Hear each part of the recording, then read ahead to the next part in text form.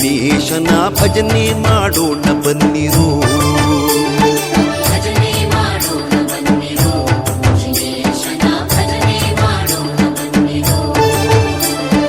ಭಜನೆ ಮಾಡುವ ನಿತ್ಯ ಸುಜನರೆಲ್ಲರೂ ಕೂಡಿ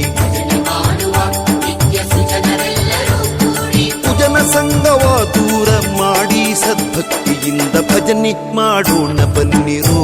ಜಿನೇಶನ ಭಜನೆ ಮಾಡೋಣ ಬನ್ನಿ.